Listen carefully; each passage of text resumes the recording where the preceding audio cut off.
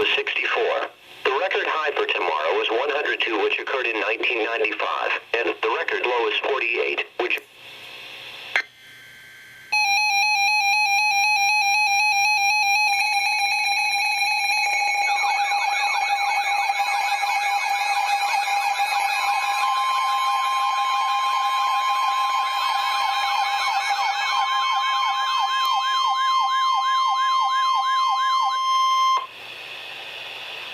The National Weather Service in Milwaukee has issued a special marine warning for Lake Michigan nearshore and open waters to mid-lake from Sheboygan, Wisconsin to Winthrop Harbor, Illinois, until 10:15 p.m. At 8:18 p.m., a line of strong thunderstorms located along the line extending from 25 nautical miles northwest of Sheboygan to 26 nautical miles west of Pleasant Prairie, moving east at 30 knots.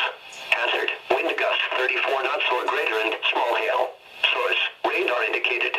Impact: small craft can be damaged in briefly higher winds and suddenly higher waves. Locations impacted include Sheboygan, Port Washington, Milwaukee, Racine, and Kenosha.